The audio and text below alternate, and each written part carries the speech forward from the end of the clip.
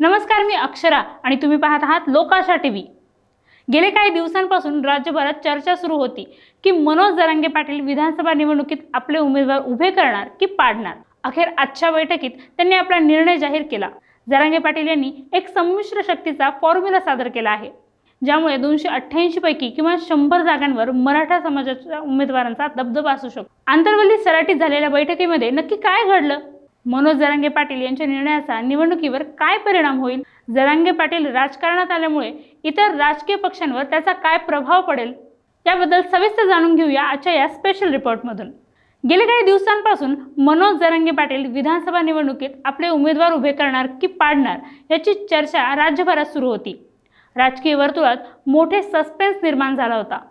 अखेर आजच्या बैठकीत जरांगे पाटील यांनी निर्णय घेतला आणि संमिश्र शक्तीचा एक वेगळाच फॉर्म्युला राजकारणात आणला। ज्या ठिकाणी मराठा उमेदवार निवडून येण्याची शक्यता आहे त्या ठिकाणी उमेदवार उभे करण्याचा निर्णय त्यांनी जाहीर केला आहे। त्यामुळे 288 पैकी 100 जागांवर जरांगे यांचे उमेदवार निवडणुकीच्या रिंगणात असतील हे आता स्पष्ट झाले आहे। आज त्यांनी सगळ्या इच्छुकांनी सगळ्याच मतदारसंघात जाऊन आपले अर्ज दाखल करावेत अशा सूचना दिल्या आहेत।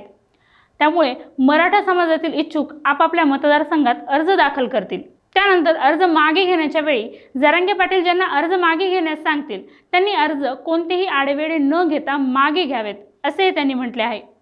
जरांगे पाटलांची ही मोठी खेळी आहे। एकतर मराठा इच्छुक उमेदवारांची संख्या अधिक असल्याने आजच उमेदवार निश्चित केले तर नाराजी, फूट, आरोप प्रत्यारोप अशा अनेक गोष्टी घडू शकतात। त्या टाळण्यासाठी उमेदवारी अर्ज मागे घेण्याच्या शेवटच्या दिवसांपर्यंत मनोज जरांगे पाटील यांचे नेमके उमेदवार कोण हे गुलदस्त्यातच राहणार आहे। दुसरा निर्णय त्यांनी असा जाहीर केलाय तो राखीव असलेल्या मतदारसंघात मराठा आरक्षणाला पाठिंबा जे उमेदवार देतील त्यांना पाठिंबा द्यायचा आणि मराठा समाजाची मते त्यांना द्यायची। याचा अर्थ असा की राखीव मतदारसंघात पाटील उमेदवार देणार नाहीत हे नक्की झाले आहे। शिवाय अमुक एका पक्षाला राखीव मतदारसंघात पाठिंबा द्यायचा अशी अटही नाही। जो मराठा समाजाच्या बरोबर त्यांच्यासोबत जरांगे पाटलांची शक्ती असा सरळ त्याचा अर्थ आहे। तिसरा निर्णय त्यांनी घेतला आहे तो पाडापाडी करण्याचा। ज्या मतदारसंघात उमेदवार उभे केले जाणार नाहीत अशा ठिकाणी उमेदवार पाडण्याचा निर्णय पाटलांनी घेतला आहे।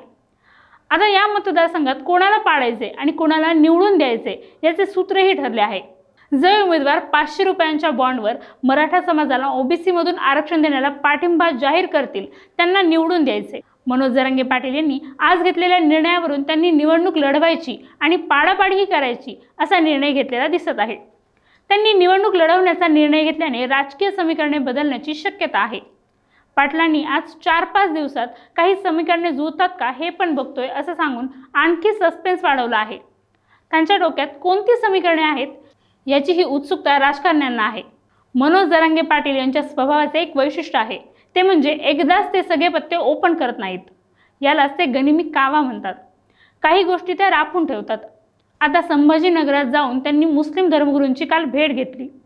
मुस्लिम आणि मराठा एकत्र आणून ताकद वाढवण्याचे समीकरण जुळवण्यासाठीही त्यांचा प्रयत्न असल्याचे दिसत आहे।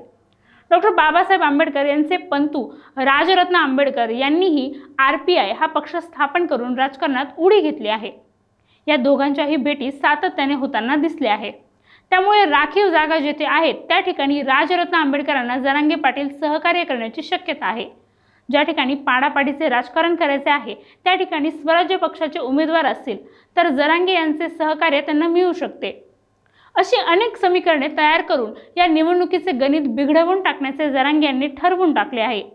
त्यांच्या आजच्या निर्णयामुळे महायुती आणि आघाडीला धडकी भरल्याशिवाय राहणार नाही।